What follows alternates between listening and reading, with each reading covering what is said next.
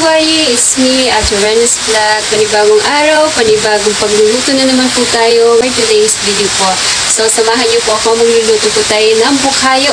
Matamis na bukayo or coconut candy po. So, sino po yung nakapagluto na noon? So, tara po, samahan niyo po ako. Kung yung sino po ang hindi po nakakaalam ng pagluluto ng ganun, ay ako rin po. Pero, susubukan ko po na magluto po noon by my own version po. The same, ngayon po ay nandito po ngayon ako sa maraming bukuhan. So, free po ang buko ngayon. Buko, kaya nyo po dito po ako sa amin. So, tara po at samahan niyo po ako for today's video po. Gagawin po natin na bukayo o minatamis. Sa amin po kasi to labayin ang tawag sa Bicol. So, unahin po muna natin ito. Tapos, ipapakita ko po sa inyo kung paano gawin ito. So, yan. So, pakita ko po sa inyo. Ito po yung gagawin natin. Dalawang lang po yan.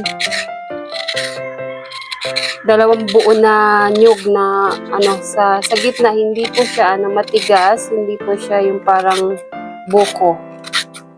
Labayan niya po. Sa madali lang po ito. Ito po ay tinatawag na lukarin. Sa Tagalog daw po. Pero hindi ko po alam kung ano po ito sa inyo.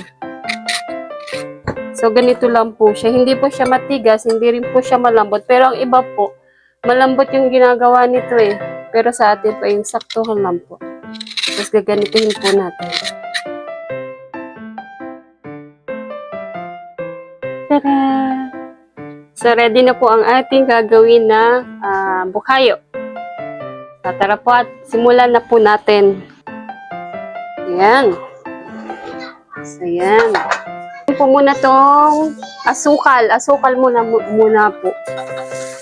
So, hindi ko alam mo yun. Basta binili ko lang po to sa palengke. Pero black na black po yung asukal na to.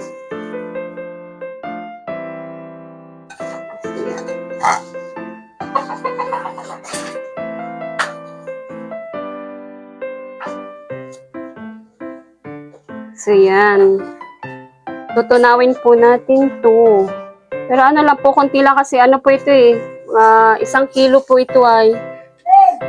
Dati po kasi gusto kong banana cue tsaka kamote cue. Pero hindi na natuloy. Kaya ayan, naisip ko na magbukayo kasi umuwi naman po ako dito sa Bicol.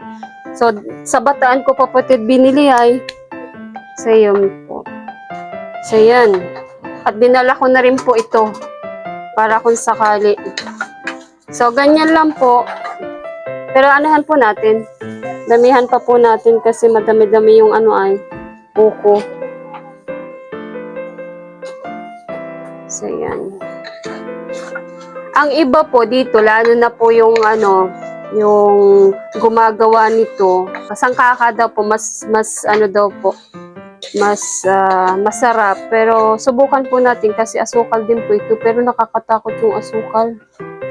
Kasi ang itim na itim. Pero ang sarap ang sarap siya. Yan, ganito lang po siya hanggang matunaw po ito. Yan, natunaw na po. Tapos, smell sweet. So, ayan po, tunaw na siya. So, kita nyo po, tunaw na tunaw. Lalagay na po natin itong fresh na kinayod po natin. Na lukarin na tinatawag dito. So, ganito lang po. Ayan. Dami, oh. So, ayan. Tapos, haluin ang haluin. Ayan. Ligar, kunti lang ang asukal. Po natin ang haluin hanggang mag-mix. So, ayan po. Ayan.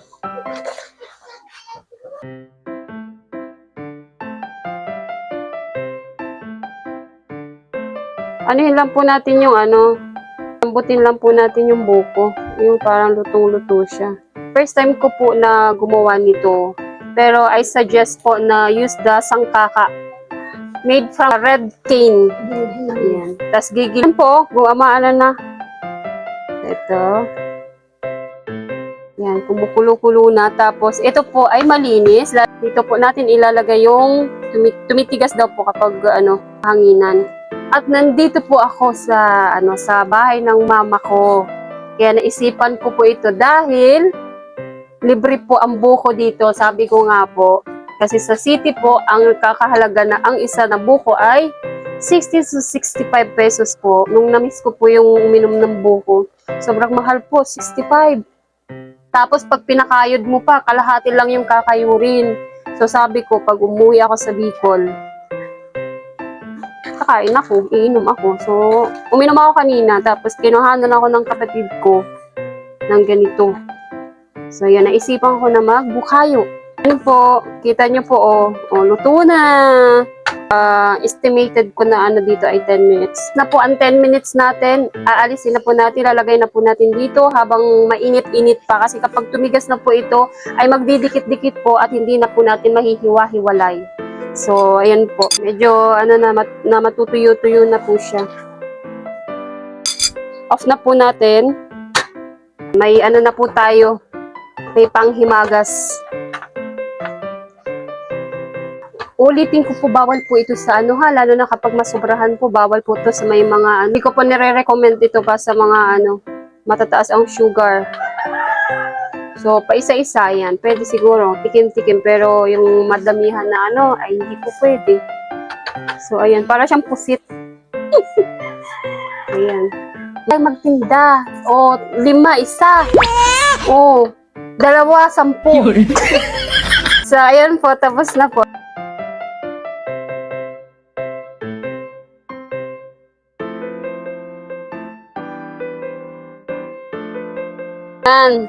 Dito po natin ipapatuyo. Papatuyuin po natin to.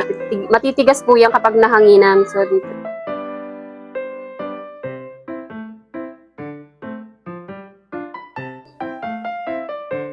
Ayan. Malakihan.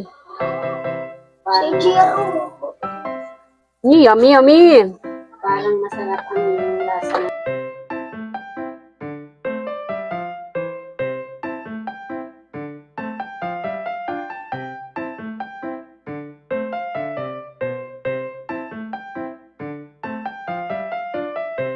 Ginapulog yung 5 dito.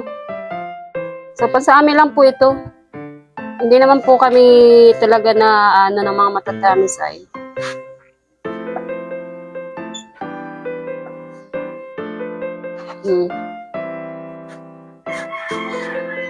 Ayan, sticky na siya.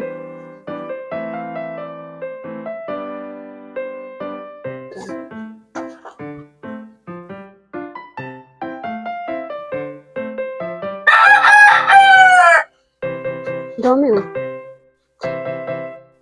Ingat lang po kayo kasi yung sugar po, sticky siya. Pag dumikit po ito sa mga balat natin, ay sakit. Sakit kaayo sa kumbaga sa Bisaya.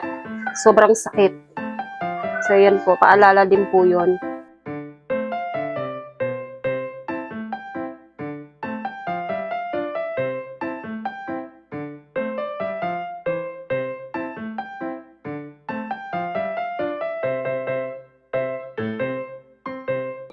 Grabe po yung sticky na po siya. Ayan.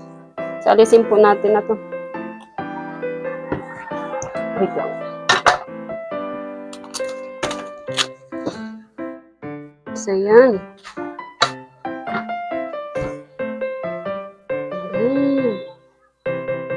So, yan.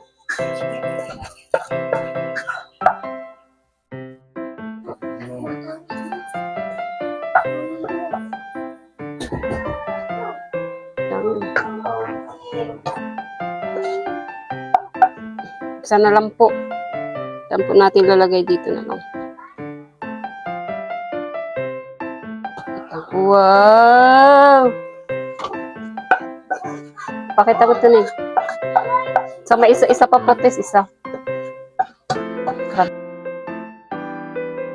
Saan pa pwede? Lagay na lang natin dito. So, yan. At po, tapos na po. Naubos na po. So, yan. Nakagawa po tayo ng 2, 4, 6, 8, 10, 12, 14, 15 po. 15 na bukayo. So, yan. Oh, mayroon pa dito, oh. Kaso, ano eh. So, yan. Titigas po yan, mamaya. Papakita ko po sa inyo kung matigas na siya.